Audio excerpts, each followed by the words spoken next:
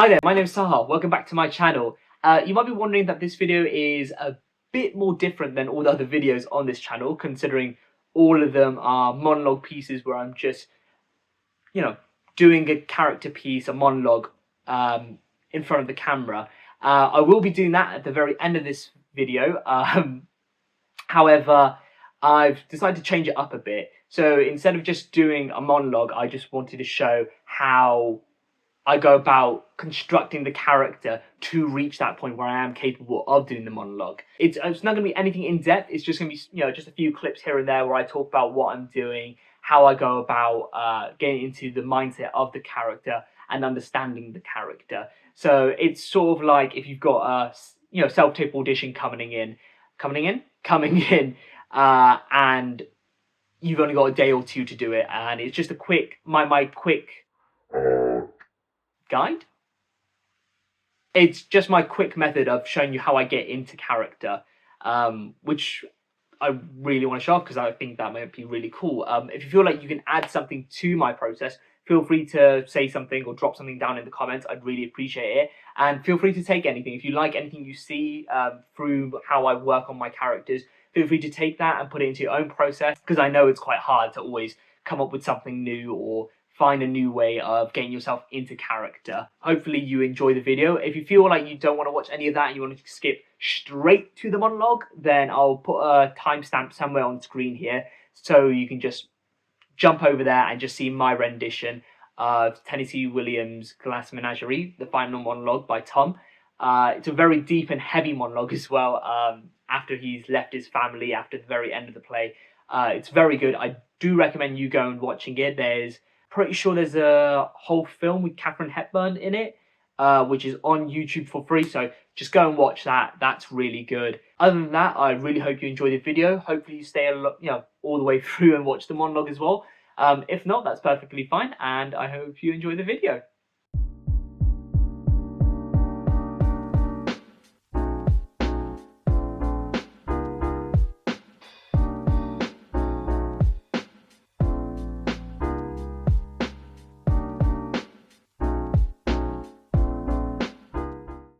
So what I've been doing just now is basically sort of just delving into the character by writing down facts about the character, such as, his name, how old do I think the character is, nationality, their build, their beliefs, their friends, who are the family members. Just stating down those facts just sort of cement it in my head who, the important facts and the important people are within the character's life.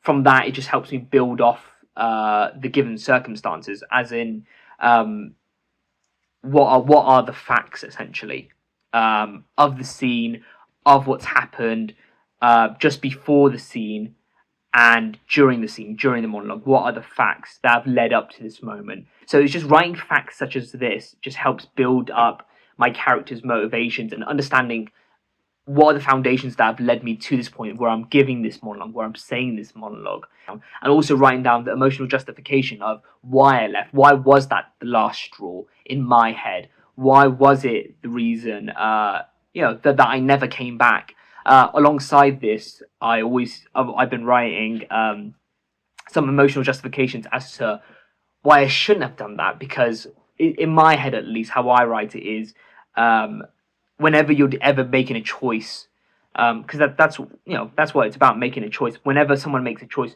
it's never just one emotion, just leading the charge. It's always a bunch of emotions, minimum two, but it could be more than that, fighting to take charge. And then one of those emotions always succeeds and takes charge of the whole situation. His emotional stakes. I can finally chase my dreams.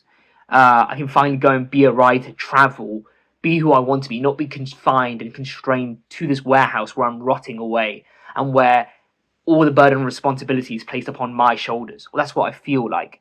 The opposite of that is I've abandoned my family. I've abandoned my responsibilities. I've abandoned my sister, who is, mentally quite fragile. She's a sweet girl, but she's fragile and she's innocent, and she needs some sort of protection in the character's head, somebody to lean on. And I've thrown that all away to pursue my dreams. This is sort of just my thought process. I like writing things down, and then because this just sort of just creates a safety net for me to lay all my ideas upon in the moment. So, say in the moment I sort of blank, I can always come back to this mental work that I've done to bring out the best in that, bring out the best in that performance, or at least that's what I think. What I'm doing right now is just going over the monologue. So what I like to do is I like to read over the monologue, or the piece, a few times just to get a good sense of it, what he's saying, what he actually means, the subtext behind the words, the feelings that could be um, underneath the surface while he's saying all of this, and just getting to understand what he means. After doing that, I tend to start learning the lines. So people go about it in various different ways. Some people sing it, some people write it out, some people, there's lots of methods of, learning how to remember lines.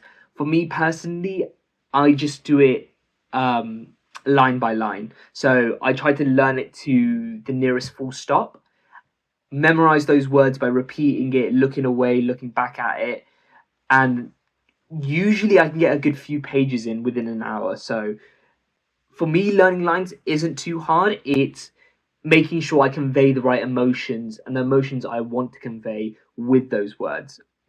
So when learning words, I try to do it as monotoned as possible. What I find is I tend to only say it in that way, or it's very hard for me to break out of saying it in a certain way if I want to try out something different or somebody asks me to do something different. So that's always a good little tip right there.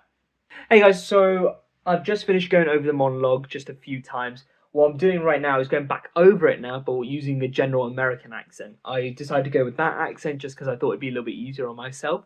But on the accent department, what I'd recommend is going onto YouTube to look up the accent that you're wanting to practice or need for a certain piece, just because the videos on YouTube, there's plenty of them for one.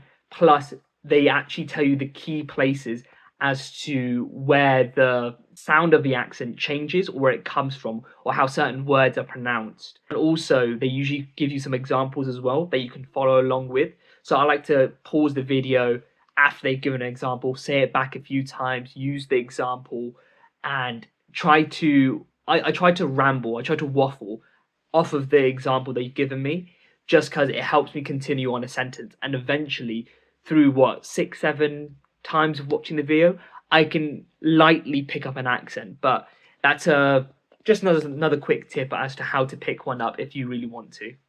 Right, so I'm in the final stages of my self-tape setup. So what I like to do in this part of my process is just make sure I've got the correct setup. So I might bring the camera a bit forward if I want to for the actual take. I'll have to decide on that.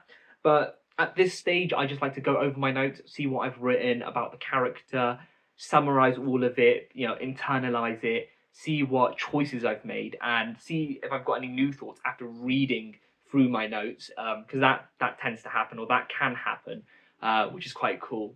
Just go over the accent, make sure I'm hitting the right, the right tone, the right vocalization, and making sure I know the lines. That's always the case with like a quick turnaround. But also, just before I go for a take, so probably 20 minutes before I go for a take, I like to do some vocal warm ups, just because it just gets the voice nice and warmed up, so you're not crackling, your voice isn't breaking or anything of like that. Also, I like to do tongue twisters just because I'm not chewing my words or eating my words when I actually go for a take, because that can be quite frustrating. And plus, for me personally, it just helps release tension around my jaw, because I tend to have a lot of tension then. It shows up on camera. So I like to do these kind of exercises just before I go for a take, just because it just helps release that tension, helps me fit into the character more easily. Also, quick tip, always have some water on hand, just because after going for 3 or 4 takes, you tend to get really thirsty. So it's always handy to have a bit of water with you when you're going for a take. But yeah, now I think I'll move on to the self tape. Hope you enjoy it.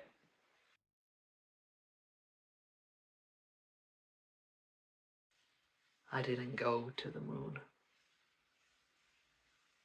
I went much further. For time is the longest distance between any two places. Not long after, I was fired for writing a poem on the lid of a shoebox. I left St. Louis. I descended the steps of this fire escape for the last time, and followed from then on in the footsteps of my father, attempting to find in motion what was lost in space. I traveled around a great deal. The cities swept about me like dead leaves, leaves that were brightly colored but torn away from the branches. I would have stopped, but I was pursued by something. It always came upon me unawares, taking me altogether by surprise. Perhaps it was a familiar bit of music. Perhaps it was only just a piece of transparent glass. Perhaps I am walking along a street at night in some strange city until I have found companions. I walk past a lighted window where perfume is sold. The window is filled with colored pieces of glass, tiny transparent bottles in delicate colors, like bits of a shattered rainbow.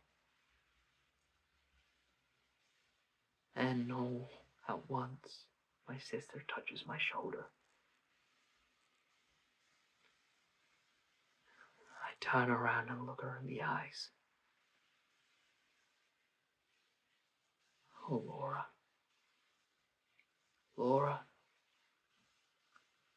I tried to leave you behind me, but I am more faithful than I intended to be.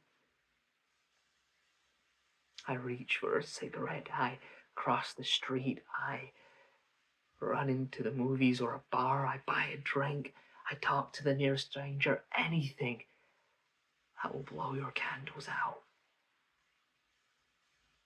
For nowadays, the world is lit by lightning.